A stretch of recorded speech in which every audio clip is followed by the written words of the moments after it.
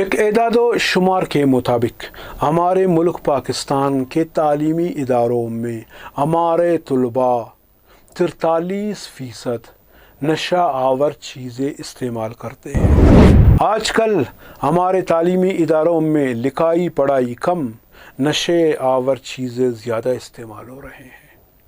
ہمارے پاس کچھ ایسے ویڈیوز، کچھ ایسے تعلیمی اداروں کے ویڈیوز ہیں جس کے بچے یا بچیاں ڈرگز لے رہے ہیں۔ یہ ہم آپ کو دکھا دیں گے اس پروگرام کے آخر میں۔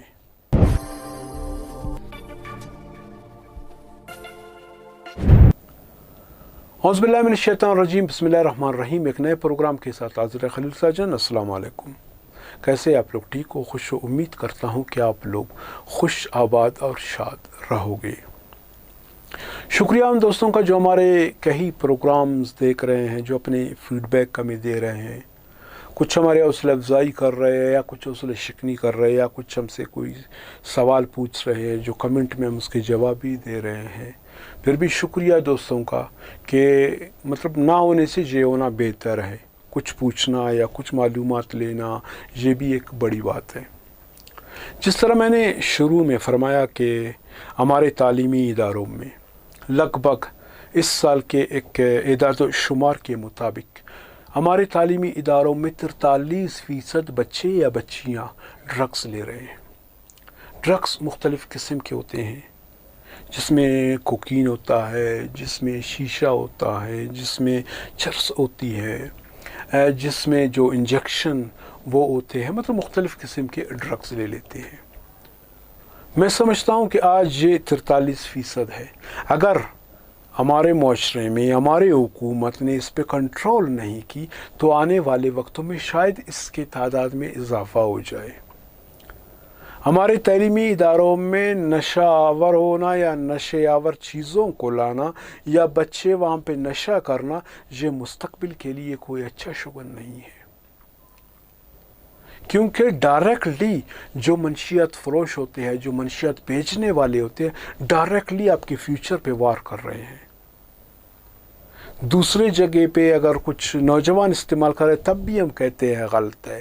کوئی کسی بس کا کنڈکٹر استعمال کر رہے ہیں، کوئی عام سا بندہ جو روزگار کرتے ہیں ہاتھ کی وہ کرتے ہیں، انڈسٹریز میں کام کرنے والے نوجوان کرتے ہیں، یا کوئی عام بے روزگار نوجوان کر رہے ہیں، تب بھی ہم کہتے ہیں وہ بھی غلط ہے، وہ بھی غلط ہے، وہ بھی صحیح عمل نہیں ہے۔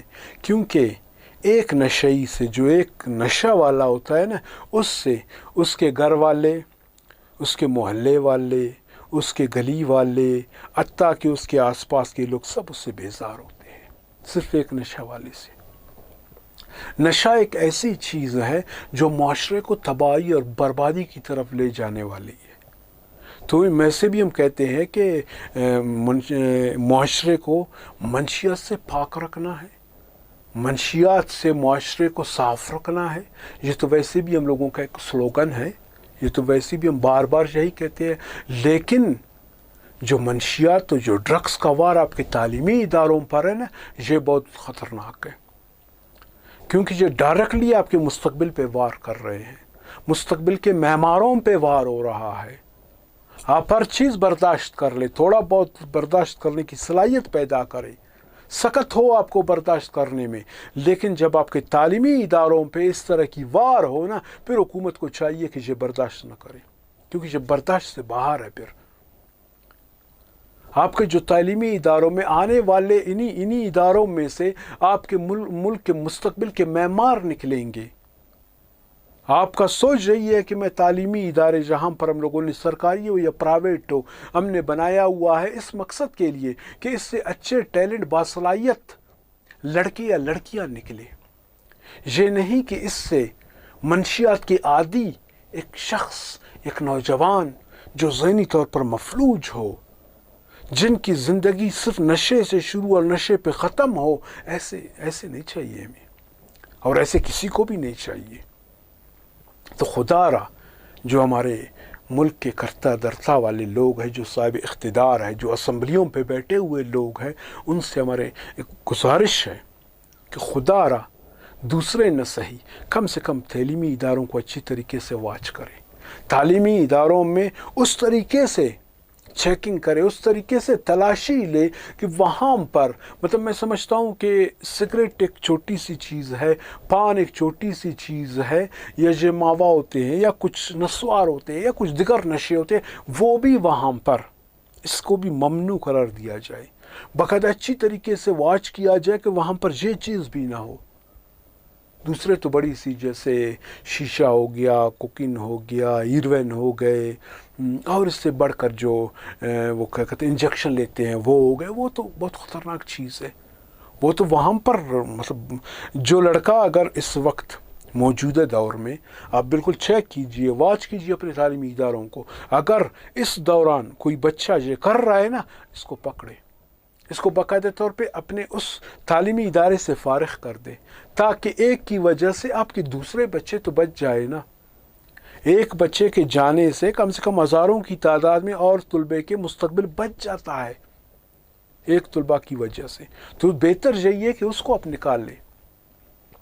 وہ نہیں کہتے، کہاوتیں کہتے ہیں کہ ایک مچھلی کی مرنے سے پورے سمندر میں بدبو پھیل جاتی ہے، تو یہ وہ ایک مچھلی والی بات ہو گئی نا، کیونکہ جس کو یہ عادت ہو گئے، جس کو یہ لت لگ گیا ہے، اس کا نکلنا مشکل ہے، یا اس کی فیملیز کا اس پہ جو ہے نا گرفت مضبوط نہیں ہے، نشے میں فیملی اس کو سپورٹ دے رہی ہے، اس کے مطلب اس کو ان چیزوں سے رکاوٹ ہی نہیں ہے، پھر آپ اس کو نکال لیں، چاہے وہ جتنا بھی بڑا شخص کی وہ بیٹے نہ ہو یا بیٹی نہ ہو، کیونکہ معاشرے کو پاک صاف رکھنے کے لیے ان چیزوں کو غور سے دیکھنا پڑتا ہے۔